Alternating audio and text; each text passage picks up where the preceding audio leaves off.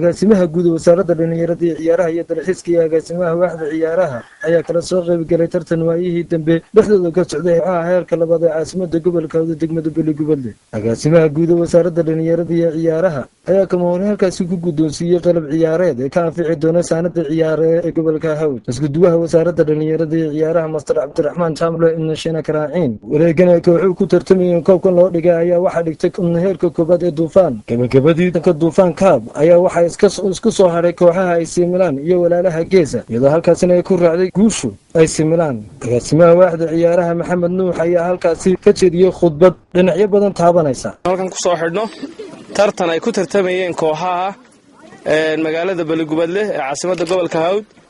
tartankaas oo si habsami leh ku dhamaaday sida uu idin sheegay Khadar. wasaaradda dhalinyarada ciyaaruhu waxay dhiirigelinaysaa mar walba ciyaaraha inay kor u qaado in goboladu ay noqdaan qaar tadawur iyo horumar ka sameeya xagga isdhexgalka iyo maxaan ku raadayay kobcinta ciyaaraha. maaha markii koowaad aan halkan nimaadno noqon maysa markii labaad aan halkan nimaadno insha Allah bidnillaahi kariim. waxaan mar walba ka warhayn doonaa ciyaaruhu halkay marayaan waxaanan mar walba gabagabada agaasimaha guud ee wasaaradda dhalinyarada iyo ciyaaraha ayaa isagoo halkaasi ka jeediyay khudbad aad u qiimo badan oo anfici doonta dhalinyarada kuna guddoonsiiyay kooxdii ku guuleysatay koobka ee AC Milan waxaana hadaladiisii ka mid ahaa maanta kulankan iyo dhaqdhaqaaqan aynu xagan ka sameynay farxad weyn bay runtii noo tahay ka wasaarad ahaan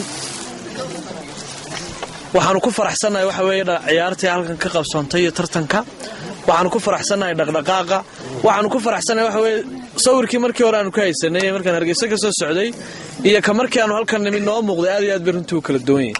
waxaanu ku faraxsanahay kooxda halkan ku ciyaaraysay ee magaca degmada Beligubadle ku ciyaaraysay siday u ciyaaraysay waanu hambalyeeynaa kooxda laga badiyayna runtii waxaan rajaynayaa in iyaguna ciyaaraha dambe si fiican insha Allah ay u badin doonaan insha Allah.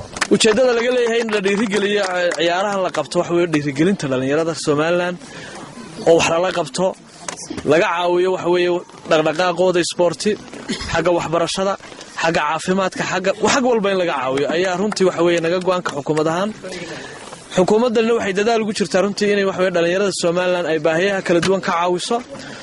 Xasan Deeq Ali Xuseen Bulsho TV Beligubadle.